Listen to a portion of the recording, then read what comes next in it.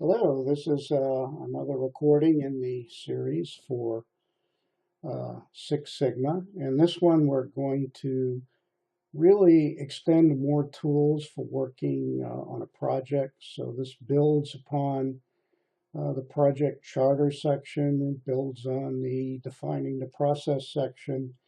And we'll go through some of the common types of tools. Some people call them basic quality tools or problem solving tools. They have a wide range of uses, but again, these are things that are often useful in trying to conduct the project.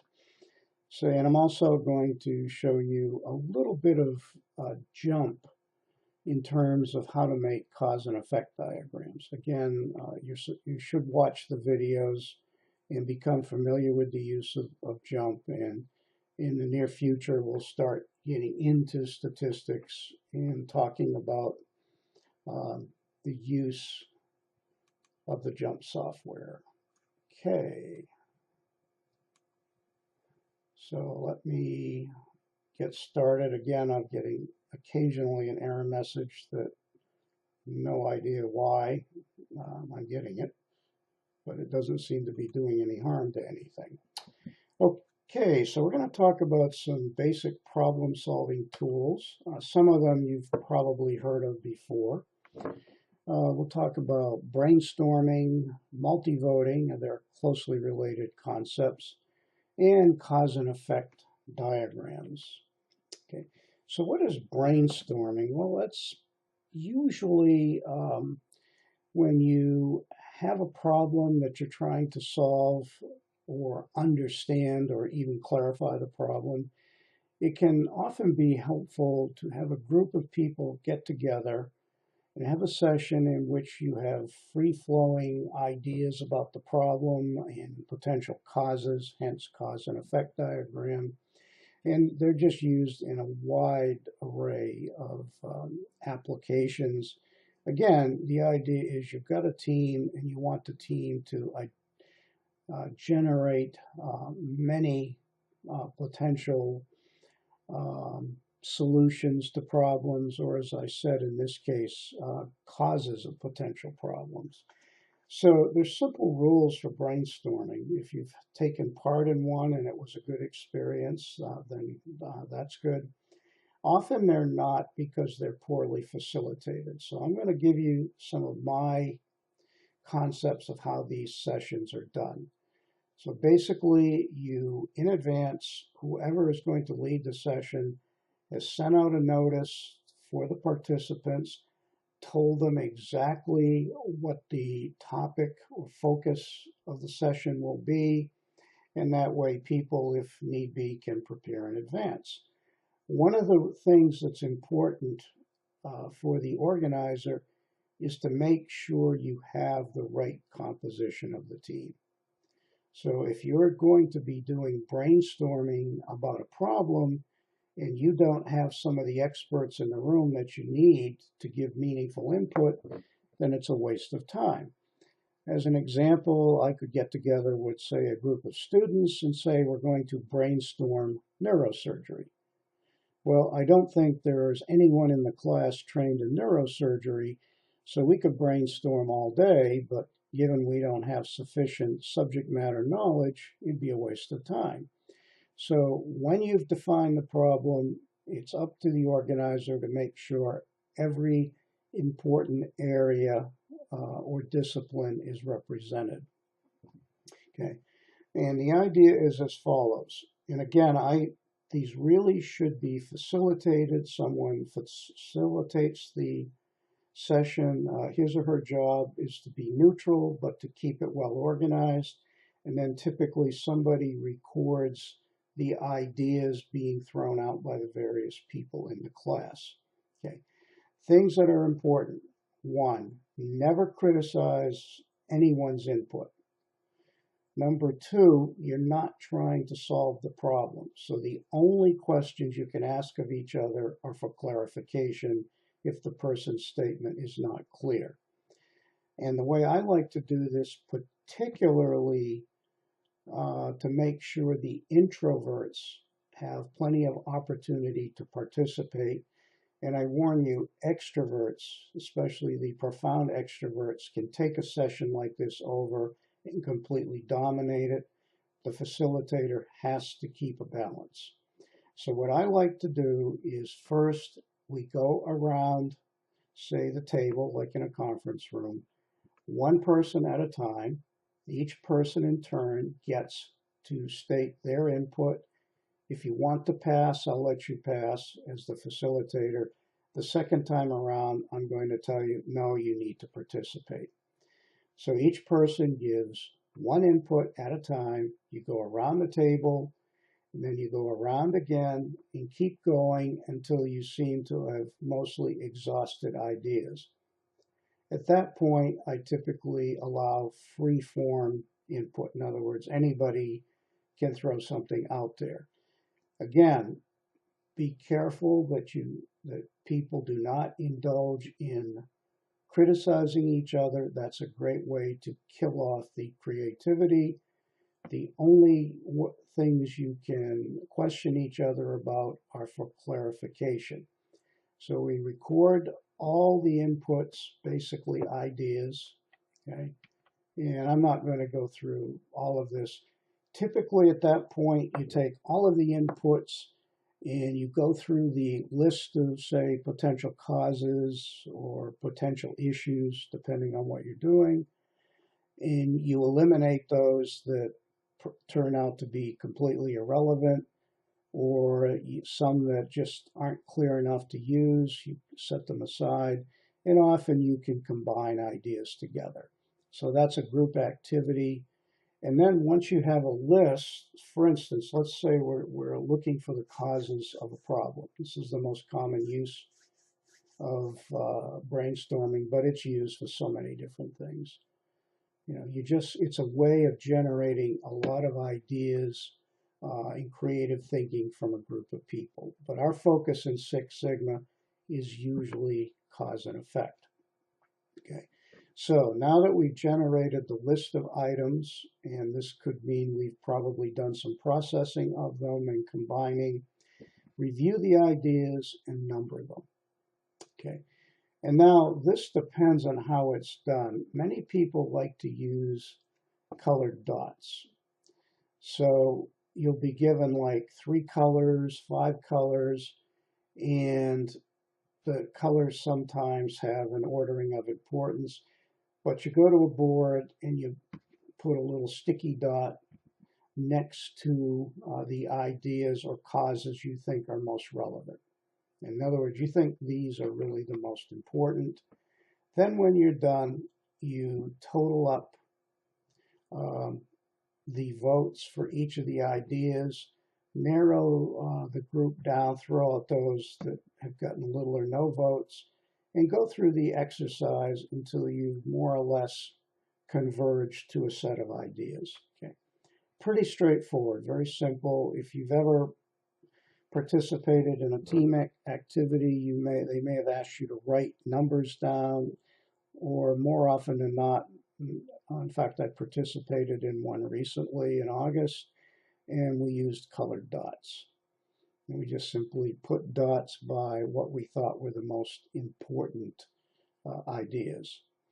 Nominal group technique is similar, but it adds a little bit more of a quantitative analysis to it. So basically, we've done all the brainstorming and so forth. We've assigned numbers to the ideas. And then what we give people are, well, it can be done in many ways, but you tell everybody that you have 6 items or 4 items, depending on how long the list is, maybe up to 8 items. So not only do you pick the items you think are important, but you assign them a ranking. Okay. So here's an example. So this is a person, they've picked number 17, and that was, let's say it was machine breakdowns or causing poor cycle time in a process, and they assigned it 5 points. So they gave it basically a high ranking. So you go through this until everyone's done.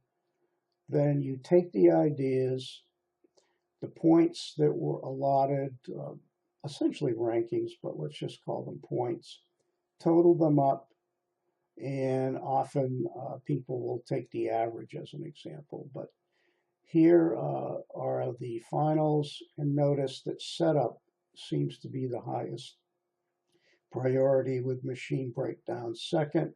So there's a good chance you'd really focus on 1 and 2. Notice the other 3 don't seem to have a lot of votes. So if we had to pick 2 potential causes, say, of throughput or cycle time problems, we'd look at machine breakdown and setup time. And that's called nominal group technique. It's really like multi-voting after brainstorming. The only difference is this idea of being able to assign ranks or point totals. Both are done, by the way. And so it gives a little more quantitative information, so you get a little more sense of strength in how strongly people feel about the different ideas on the board. Okay. Another technique that can be used with a lot, especially if you have a lot of brainstorming, a lot of inputs, is called an affinity diagram. Again, it's a way of organizing a lot of free form, say, verbal inputs. Basically, just like brainstorming, except in an affinity diagram, what we try to do is look through all of the ideas or inputs and organize them into themes. We try to see if there are themes in the inputs. Again, if you have a lot of inputs, this is particularly very useful. And I'm going to show you an example. So here we have a lot of inputs about some particular problem, and the team, after reviewing all of the inputs, again, the inputs are typically free form, as in brainstorming, put them into 5 themes. So I'm going to show an example, and this is from a design project where they're considering the redesign of a child safety seat. And this involves something called quality function deployment. This is something I may talk about later on in the course. I decided not to do it right now. It's particularly QFD useful for design projects. Okay, so they're trying to design the child safety seat. Notice what's come out of this. They've found 1, 2, 3, okay, 4, 5 themes.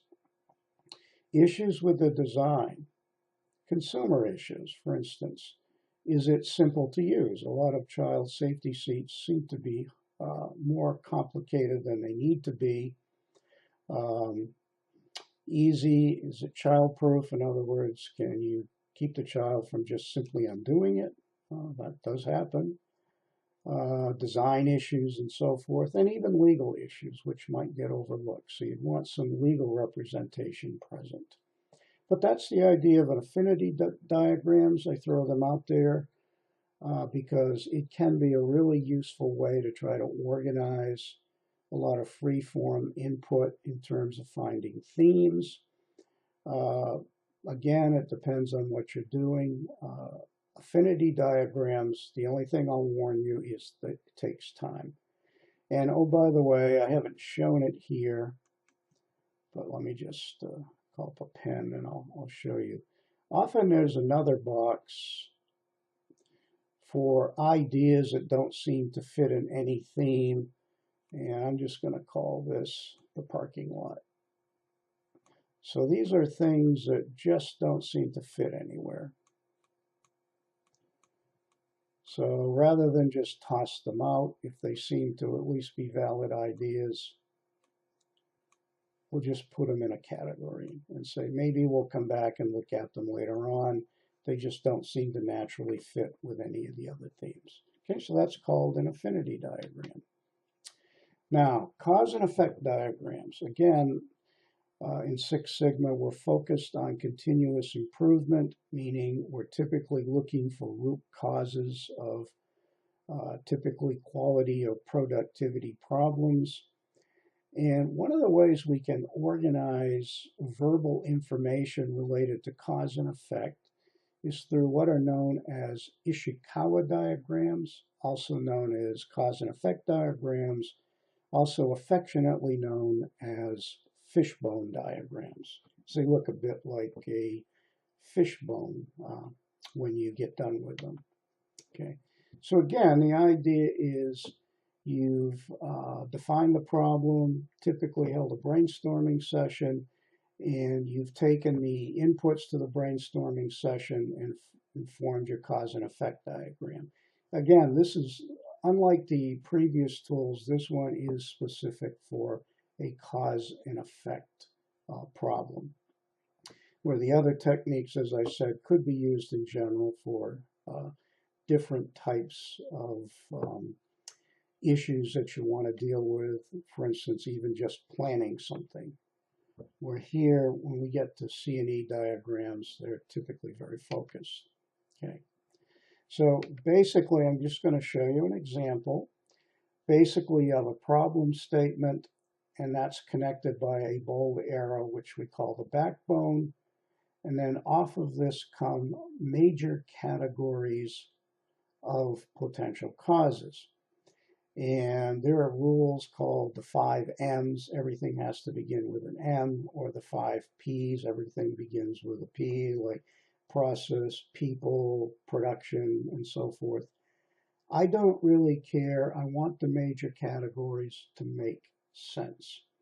So you have major categories like material, and then you can have causes and subcauses. Okay. It's a very nice tool. I find it very useful for the initial cause and effect analysis. Remember, this is brainstorming, so you may or may not identify all of the root causes, but it really helps you see, at least if you have the right subject matter expertise, the different things that people are looking at as potential causes.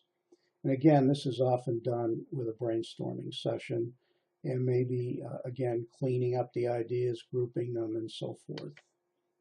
Okay. So here's an example. This is a process where they apply a coating to material, and they're getting a lot of variation. In other words, the coating isn't very uniform. So they've come up with 5 categories. By the way, just to point out, often I add one to this that gets overlooked. That's measurements. Actually, that is something that often gets overlooked, but maybe the problem isn't in the process, it's how you're measuring things. You've got a measurement system issue. So that can often be an additional category. Okay, this is the basic idea of the fishbone or cause and effect or Ishikawa diagram. Here, people notice circled inconsistent methods and insufficient training, meaning some people think those might be the most important. Okay. Again, the only thing I mention about these to be careful of is these are still hypotheticals, and you need to demonstrate in practice with data, possibly designed experiments, that these are indeed valid.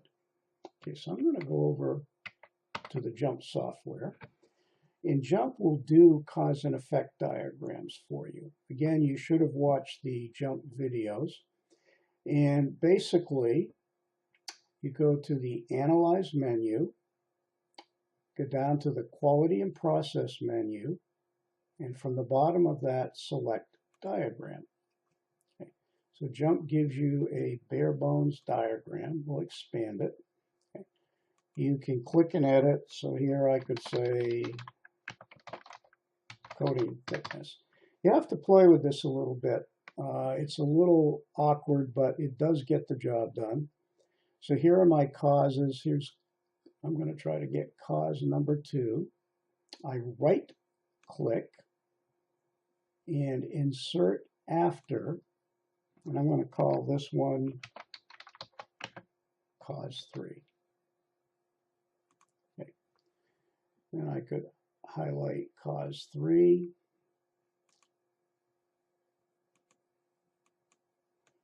Then I could say insert below, and I'll say cause, and so forth. Okay, that's how it works. It's pretty easy to use, and when you're done, okay, you can save a little script to the data table for future use. If you highlight the whole diagram, right-click, there's a hidden menu that you can use. Okay, one is make it into a data table.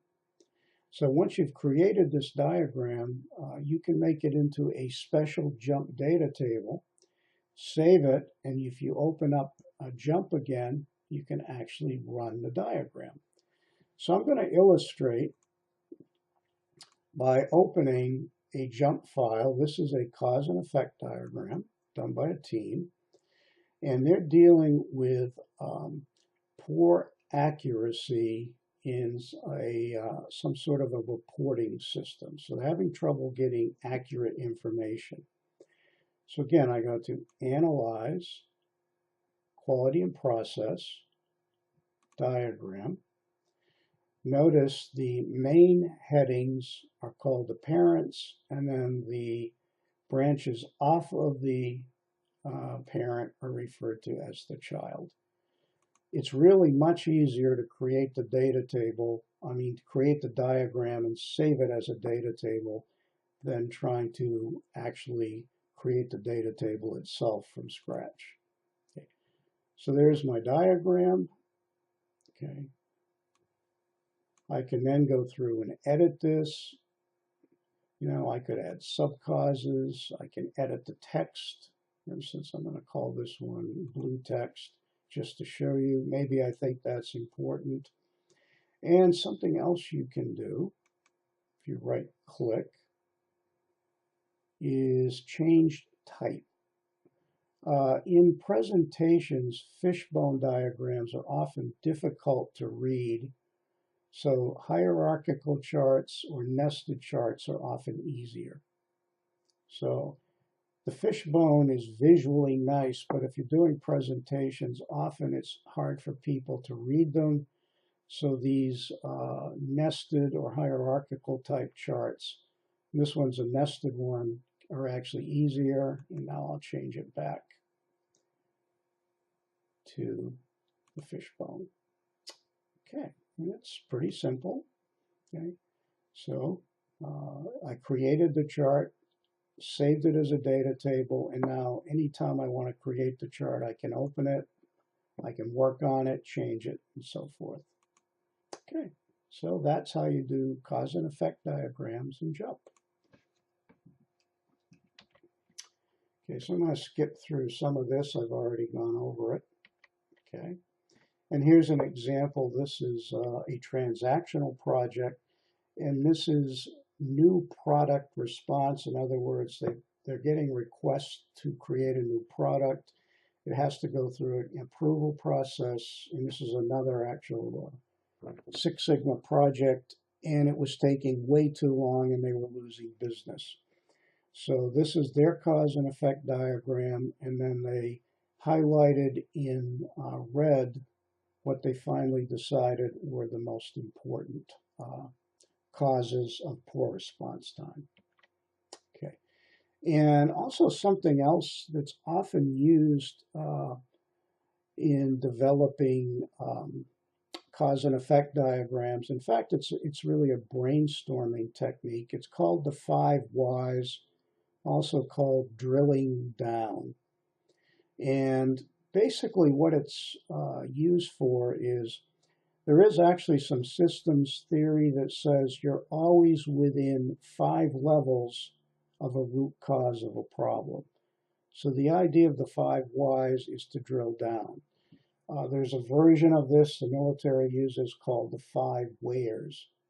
You're trying to isolate where something first went wrong. But 5 whys, it's used all the time as a simple problem-solving tool and can be used in conjunction with cause and effect diagrams, brainstorming.